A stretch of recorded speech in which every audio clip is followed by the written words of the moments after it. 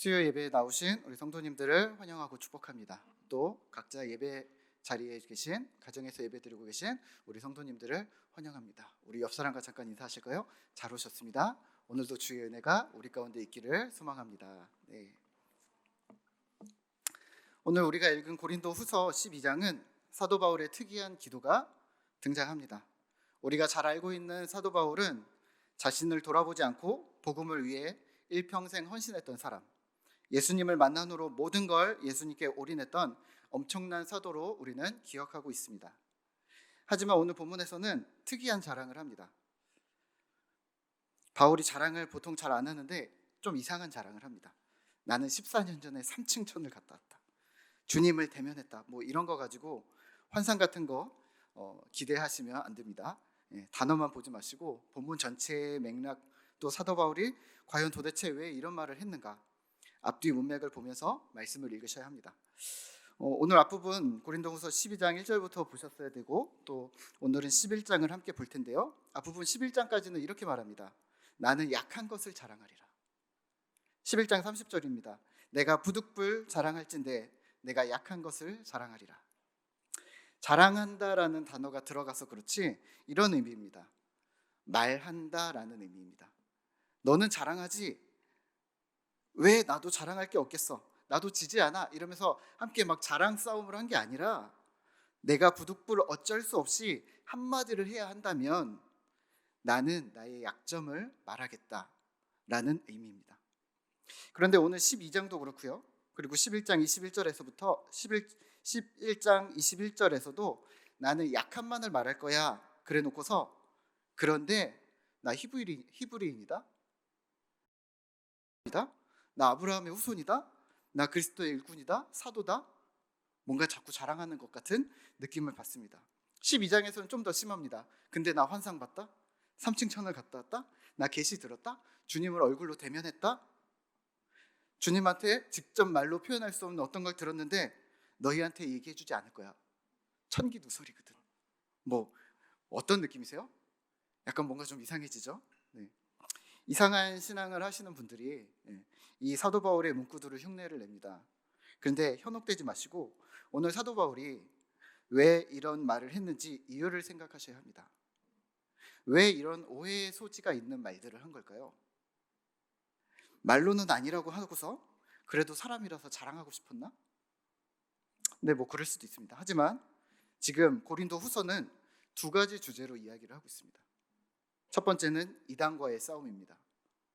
그리고 두 번째는 헌금, 연보의 문제를, 어려운 사람을, 어려운 교회를 돕는 것을 이야기를 하고 있는데요.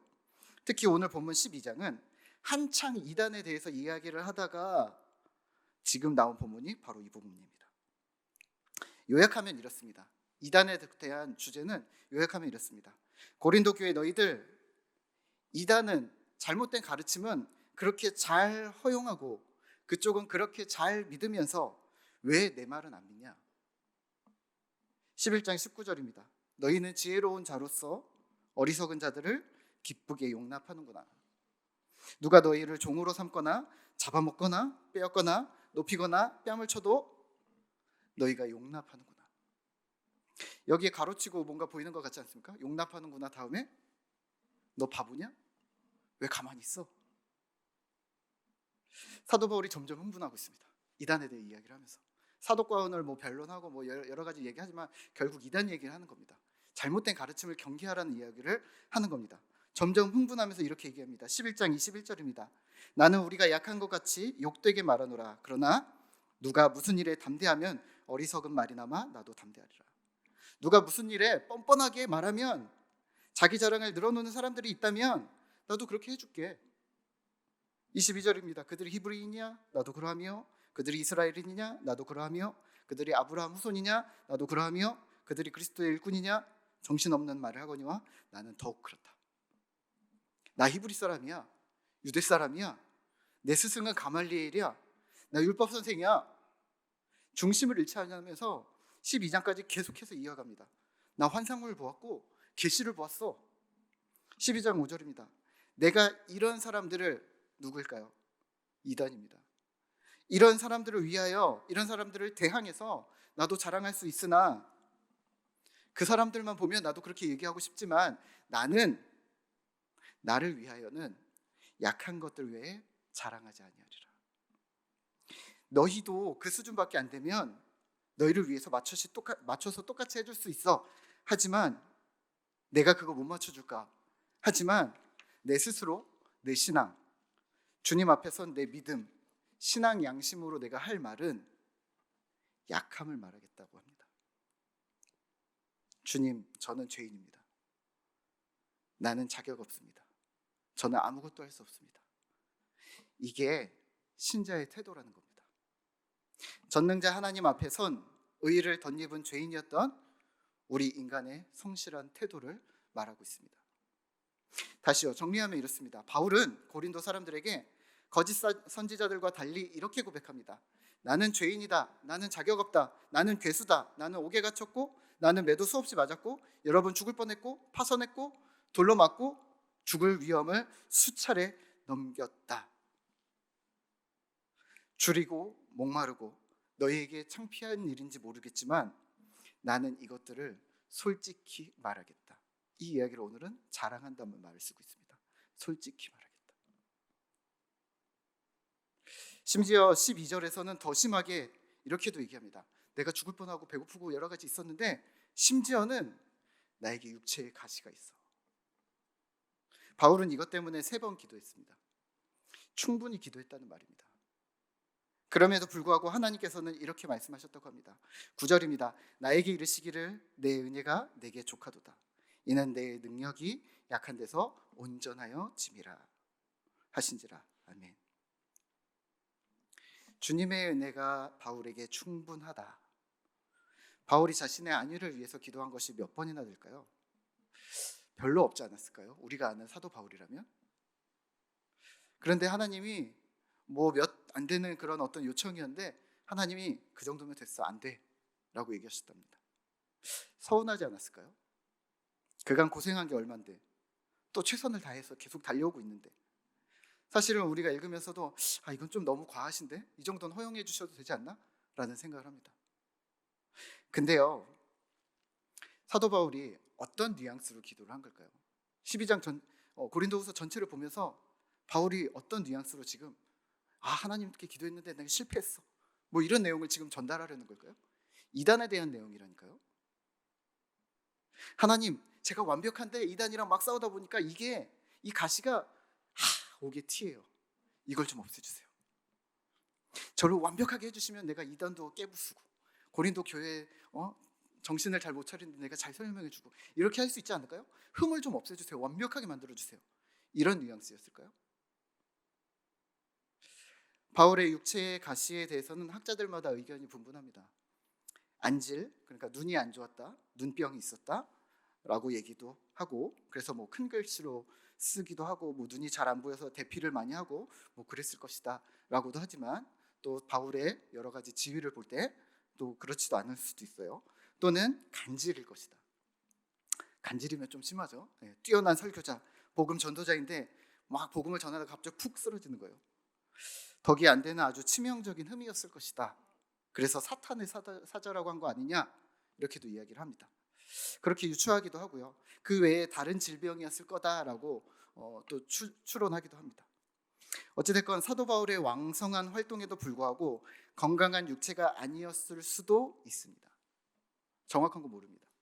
더불어서 초기 교부 크리소스톰 등의 개신교 신학자들은 바울의 가시를 대적자들, 또 적대자로 해석하기도 합니다. 사단의 사자를 인격적으로 해석을 해서 기독교를 박해하던 세력들, 공격했던 세력들, 바리새인이나 유대교 또는 로마 등으로 해석을 하기도 합니다. 또 좁게는 바울을 배신하고 공격했던 지역교회마다 침투했던 이단들, 또는 서신서에 등장하는 구리장색 알렉산더나 후메네오, 알렉산더, 빌레도, 이렇게 세상이 좋아서 떠나간, 바울을 배신하고 떠나간 데마, 이런 박해나 핍박 혹은 배신, 상실, 낙심, 이러한 것들을 바울을 자꾸 주저앉히는 가시로 해석하기도 합니다. 오늘 이 자리에 나오신 우리 성도님들은 또 우리의 가시는 어떤 것입니까? 육신의 어떤 질병이나 상함, 그러한 어떤 약함일 수도 있습니다. 아니면 우리를 억누르는 환경과 또 상황들일 수도 있습니다. 혹은 나를 힘들게 만들고 나를 주저앉히는, 번번이 나를 주저앉히는 어떤 사람일 수도 있습니다. 더 나아가 우리 내면의 악함, 욕심, 나태함일 수도 있습니다. 여러분들이 하나님 내게 주신 가시를 제거해 주십시오라고 몸부림치며 기도하는 그 가시는 무엇입니까? 오늘 바울 사도는 이 가시에 대해서 이렇게 해석합니다. 7절입니다. 이는 나를 쳐서 너무 자고하지 않게, 자만하지 않게 하려 하심이라. 높아지고 교만해지고 자신감이 붙고 올라가려는 나를, 틈만 나면 욕심을 내는 나를, 하나님의 자리를 빼앗아 내 이름을 드러내고 싶은 나를, 죄로 달려가기 빠른 나의 발을 주께서는 자꾸 잡아서 나를 내리셨다고 얘기합니다. 12장에 보시면 이래요. 계시로 올라간, 나 계시를 받았어, 3층 천에 갔다 왔어, 나 히브리인이야, 가말리엘이야, 자존감이 막 올라가는데요, 계시로 올라간 자존감을 가시로 사도 바울을, 나를 아래로 끌어내리셨다. 이 본문이 이렇게 들리지 않으세요? 그러면 나를 신자가 되게 한 것은, 나를 신자가 되도록 붙들어 주었던 것은 계시가 아니라 가시였다. 환상, 꿈, 히브리 활동, 지적 학문, 이런 것들이 나를 신자로 머무르게 한 것이 아니라 가시였다. 여러분의 가시는 무엇입니까? 무엇 때문에 괴로워하고 계십니까?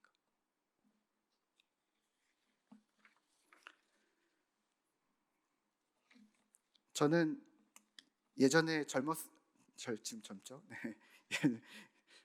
철없던 시절에 설교를 하면서 이런 결심을 한 적이 있습니다. 내가 지키고 있는 것들만 설교하자. 내가 지킬 수 있는 것들만 설교하자. 얼마나 솔직해요, 그렇죠? 나도 지키지 못한 것을 성도들에게 설교하는 것, 그건 바리새인 같은 짓이야. 나도 지키지 못하는 명예를 거기다 어디다 갖다 놔. 내가 먼저 지키고 지킨 다음에 그 다음 설교하자. 자신 있게 하자. 얼마나 잘 설교했을까요? 그래서 엄청 파워풀하게 자신 있게 이래야 합니다 막 외쳤습니다. 근데요, 6개월을 지나니까 소스가 떨어지는 거예요. 성경책이 이렇게 두꺼운데, 하나님 주신 말씀이 이렇게 많은데 나는 설교할 게 없는 거야. 오늘 설교 뭐하지? 설교 뭐하지? 이것도 내가 못 지키는 건데? 이거 나 잘 모르는 건데? 내가 다 모르고 내가 다 못 지키거든요. 이 풍성한 말씀이 나를 통과하면서 작아지는 거예요. 이만한 말씀이 나를 통과하면서 요만하게 나가는 거예요. 그래서 요만큼만 설교를 할 수 있었던 거예요. 강하게 설교했죠. 이게 전부인 양 설교했죠. 근데 이만큼을 아직도 못한 거죠. 그 다음은 어떻게 했을까요? 설교 소스가 떨어진 다음에 회개했습니다. 저에게 설교는 말씀 앞에 직면함이었습니다. 매 설교 때마다, 말씀을 준비할 때마다, 준비하고 묵상할 때마다 계속 회개했습니다. 목사님 회개할 게 뭐가 그렇게 있는데요? 회개할 게 생각보다 많았어요. 하나님, 제가 또 잘못 알고 있었군요. 나 또 잘못 말했군요. 하나님, 제가 또 잘못 가르쳤군요. 찾아보지도 않고 내가 아는 걸 또 말해버렸군요. 하나님, 묵상할 때마다 계속 회개했습니다. 죄송합니다. 제가 제대로 못했습니다. 또 잘못했군요. 죄송합니다. 지금도 똑같습니다. 말씀을 들고 현실 앞에서 실패하고 또다시 일어나서 도전하고 또 실패하고, 하나님 죄송합니다. 다시 도전하겠습니다. 또 도전하고 또 실패하고. 어느 날 이런 생각이 드는 거예요. 설교를 해야 되는데 너무 창피하지 않나? 나보다 더 잘하는 사람들도 있을 텐데 분명히. 그래도 뭔가 성도님들 앞에서, 또 동역자들, 이제는 후배 목사들도 막 생기고 있는데, 이 후배 목사님들 앞에, 이 사람들 앞에서 짜잔, 저는 이렇게 잘했습니다, 저를 따라오세요 라고 말하고 싶은데 그게 안 되는 거예요. 그렇다고 잘못했으면서 잘하는 척 할 수는 없잖아요. 이미 옆에서 보고 다들 아는데. 그럼 선택을 해야죠. 거짓말을 할 것인가? 아니면 이미 나를 잘 알고 있는 사람들과 하나님 앞에 자진납세를 할 것인가? 결정을 했습니다. 자진납세 셀프 디스를 하기로 했습니다. 목사님은 왜 맨날 설교하면 본인 셀프 디스를 엄청 하시는데, 네. 셀프 디스가 아니라 회개를 하고 있는 겁니다. 부끄러움, 불편함, 이게 가시입니다. 내가 붙들고 씨름하게 되는 것, 그것 때문에 눈물로 밤을 지새우게 되는 것, 남들에게 내어놓기 너무 부끄러워서 하나님 앞에 한 번만 봐달라고 하는 것, 하나님 제발 이것만은 해결해 달라고 주님 앞에 몸부림치는 그것, 그게 가시입니다. 그리고 그 몸부림을 저는 신앙이라고 부릅니다. 지금도 몸부림을 치고 계시다면 그것은 살아있는 신앙입니다. 만약에 몸부림치기를 멈추셨다면 그건 죽은 믿음입니다. 같은 마음으로 바울의 심정을 헤아린다면 바울에게 있었던 가시가 무엇인지 우리는 정확하게 알 수 없습니다. 그를 괴롭히던 가시에 대해 하나님은 이렇게 말씀하십니다. 내 은혜가 내게 족하다. 좀 섭섭했을까요? 정말로? 그 가시가 크면 클수록 더 슬펐겠죠. 그러면 우리 개개인이, 우리 모두가, 이 자리에 있는 우리가 각자가 이해하는 가시는 좀 아픕니다. 부끄럽고 악하고 약하고 또 민낯이 드러나는 것 같아 힘든 게 가시라고 생각을 합니다. 반면에 좀 생각을 바꿔볼까요? 하나님이 말씀하시는 가시는 어떨까요? 좀 다를 듯한데요. 고민을 많이 했습니다. 우리를 정말 자고하지 않게 하기 위해서 가시를 주셨는가? 근데 바울은 왜 기뻐했는 걸까? 그만하지 마. 예, 알겠습니다. 조심하겠습니다. 이래야지. 나 혼났으니까 기뻐. 좀 이상한데요. 열왕기 하에서 다윗이 하나님께 기도합니다. 우리가 큐티 본문으로 묵상을 하고 있는데요. 이렇게 합니다. 하나님이 거하실 성전을 짓겠습니다.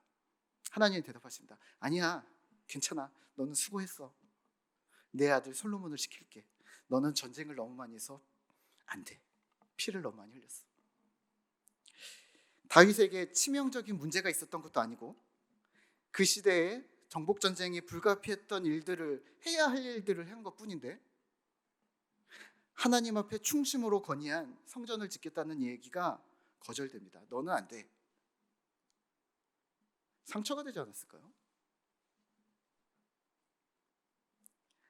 하나님 이렇게 얘기하시는 것 같아요. 하나님의 은혜가 다윗에게 충분했다. 충분해. 너 그 정도 했으면 됐어. 내 은혜가 내게 족하도다. 모세는 애굽에서 이스라엘 민족을 끌어냈습니다. 신명기 3장에서 이렇게 기도합니다. 하나님, 구하옵나니 나를 저 가나안 땅에 건너가게 해주십시오. 하나님 말씀하십니다. 그만해도 족하니 더 이상 말하지 말라. 혹시 이렇게 생각하시는 건 아니시겠죠? 다윗이 전쟁을 많이 해서 벌받고 시켰는데 하나님이 모세가 뭘 잘못했기 때문에 벌받아서 못 들어가고 못 만들고 하나님 허락하시지 않고, 그렇게 생각하시지 마시고 이렇게 생각하면 어떨까요? 맡겨진 분량, 우리 믿음에 따라 하나님께서 우리에게 맡겨주신 믿음의 분량, 혹시 이 땅에서 우리에게 맡겨진 하나님의 소명, 사명에 우리 각자의 분량이 있는 것은 아닐까요? 하나님의 대업들 속에 맡겨진 분량 말입니다. 어렸을 적 잘 모를 때는 이렇게 기도했습니다. 고등학교 때는 이렇게 기도했어요. 하나님, 세계 복음화 제가 이루겠습니다. 내가 여기 있습니다. 내가 나갑니다. 또 친구들끼리 막 축복했습니다. 그래, 너 친구야. 세상을 흔들고 복음으로 뒤집고 이 땅을 다 만들어서 세계 복음화 하자. 하나님 앞에 다 드리자. 너도 할 수 있어. 나도 할 수 있어. 그래, 하자.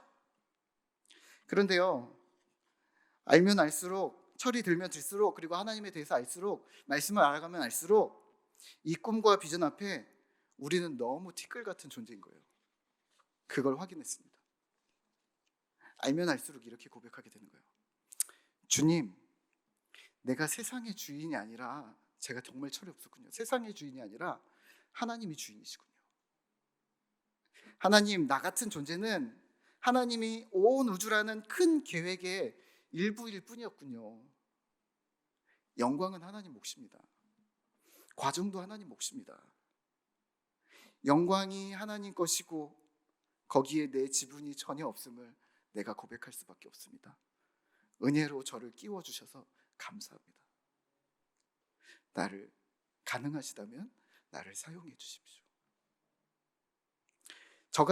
우리 같은 일반인들은 능력이 부족해서, 범인이라서 능력이 부족해서 하나님 저를 좀 끼워주십시오, 저를 좀 사용해 주십시오 라고 이렇게 도와달라고 하는 한편, 바울이나 모세나 다윗처럼 그 능력이 출중하고 넘치는 힘과 능력을 가지고 있는 자들이 표현할 때 어쩌면 하나님이 말씀하시는 가시는, 하나님이 생각하시는 가시는, 그들이 말했던 가시는 자신들을 향한 한정, 선을 그어주신 가이드가 되지 않을까요? 너 그 정도면 됐어. 너 말고 다른 사람 시킬 거 됐어. 잘했어. 이렇게 생각하면 다윗이 성전 건축을 쉽게 포기한 것, 그러면 오히려 기뻐하면서 준비물을 막 했던 것, 조금 이해가 갑니다. 모세가 섭섭했겠지만 떼쓰지 않고, 하나님, 제가 그래도 지금 끌어오면서 지금 광야에서 40년 막 엎쳐냈는데 이거 바로 앞에 있는데 지금 여기서 못 들어가게 하신다고? 이거 정말 하나님 아닙니다. 떼쓰지 않고, 예, 하나님 감사합니다, 끝. 어떻게 이게 가능했을까요? 하나님의 말씀을 기쁘게 받아들였던 것을 보면 이해할 수가 있습니다. 가시를 제거해 주지 않았는데, 오늘 사도 바울도요, 가시를 제거해 주지 않았는데 바울은 기뻐했어. 오히려 이 사건을 자랑하는 것이 이해가 됩니다. 설마 이럴까요? 내가 열심히 기도했는데 나 응답 못 받았어, 기뻐. 이게 아니라, 열심히 기도했는데 하나님의 가이드를 보았어. 하나님의 선을 보았어. 나를 향하신, 나 문혁이라는 사람을 향하신 하나님의 선을 보았어. 나 여기까지 가면 되는 거구나. 지금 우리는 어디까지 가야 되는지 모르니까 막 하염없이 달려가는데요, 바울이나 다윗이나 모세는 이걸 본 거죠. 여기까지만 가면 되는구나. 이 땅에서 우리의 사역의 분량을 보았어. 사도 바울에게 이건 자랑입니다. 하나님이 나를 향하신 계획을 처음부터 끝까지 봤어. 난. 우리는 못 보잖아요, 범인이라서. 처음은 봤는데 어디까지 가야 되는지 몰라요. 근데 바울은 자랑하는 겁니다. 하나님, 하지 말래. 여기가 끝이었구나. 하나님, 난 봤어. 너네는 못 봤지? 바울은 자신의 약함을 기뻐했다고 고린도 교회를 향해 간증합니다. 나는 약하다. 여기까지였다. 그렇지만 기뻐했고 지금도 기쁘다. 9절입니다. 12장 9절인데요. 우리 같이 한번 읽을까요? 그러므로 도리어 크게 기뻐함으로 나의 여러 약한 것들에 대하여 자랑하리니 이는 그리스도의 능력이 내게 머물게 하려 함이라. 아멘. 약한 것들을 자랑하리니, 기뻐하며 약한 것들을 자랑하기로 합니다. 사실은 약함이 아니라 부러움입니다. 왜 이걸 자랑했냐면 내 능력이 약한 데서 온전하여짐을 알았다고 합니다. 내 약함과 내 아픔에 나는 그렇게 생각했는데 하나님 그러지 말라고 하시니까 좀 섭섭한데, 하나님이 선을 그어주셔서 내게 맡겨진 사명을 한정지어 주셔서 내가 어디까지 가야 하는지 알게 되었다. 완전함을 보았다는 겁니다.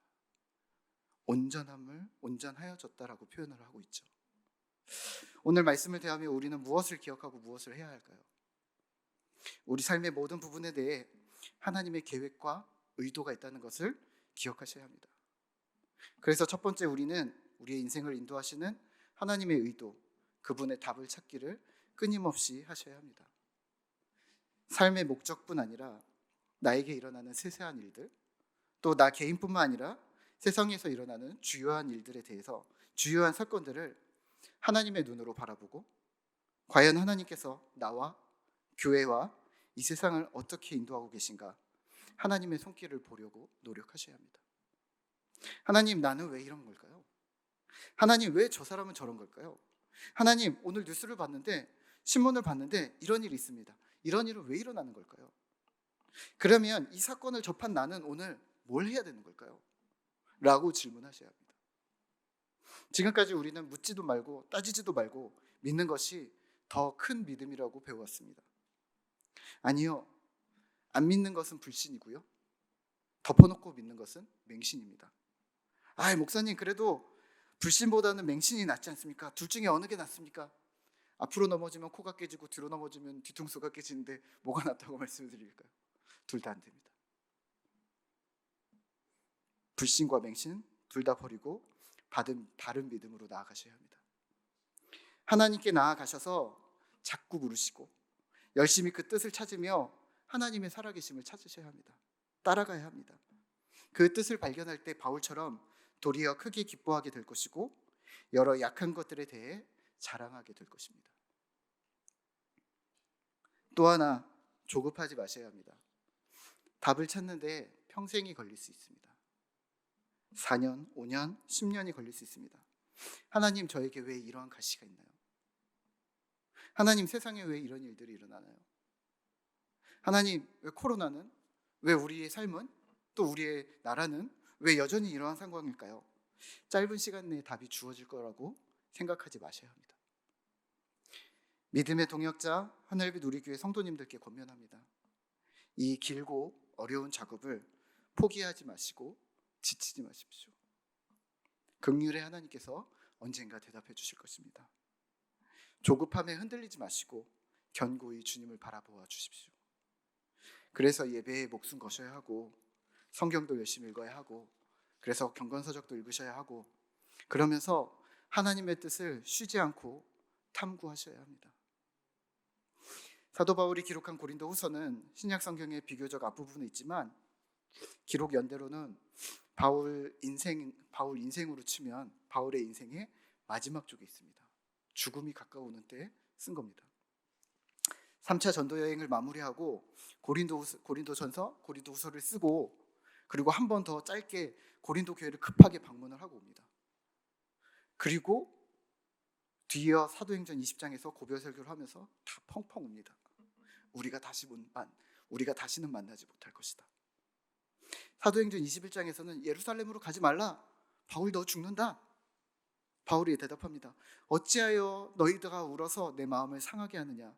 나는 주 예수의 이름을 위하여 결박을 당할 뿐만 아니라 예루살렘에서 죽을 것도 각오하였느니라. 3차 전도여행 돌아오면서는 인생을 마무리하고 있었습니다. 거기에 지금 고린도 후서가 함께 써있다고 생각하시면 될 것 같습니다. 고린도 후서를 쓰고 급하게 한번 짧게나마 갔다 온 이유는요, 마지막이니까. 고린도 전후서를 쓰는 상황에 바울은 이미 로마에서의 순교를 작정해 놓고 쓰여진 편지라는 것을 기억하면 어떨까요? 그러면 이 부분이 연결됩니다. 하나님, 제 일생을 돌아보니 하나님의 은혜가 제게 충분했습니다. 그리고 우리의 일생이 다다를 때, 지금 안 하셔도 괜찮습니다. 우리의 일생이 다다를 때에 바울처럼 끝을 보고 있을 때 우리도 이런 고백을 할 수 있지 않을까요? 하나님의 은혜가 내게 충분했습니다. 바울이 얻은 인생의 답이었습니다. 인생의 답을 얻은 바울과 같은 고백이 오늘을 살아가는 우리 또 하늘빛 우리 교회 성도님들에게 가득히 있기를 소망합니다. 또 풀리지 않은 숙제가 많은 우리 모두에게 그 숙제의 답이 착실히 하나씩 주어지기를 소망합니다. 우리 함께 오늘 이 시간 이곳에 계신 성령님, 우리 함께 찬양하고 또 기도하도록 하겠습니다.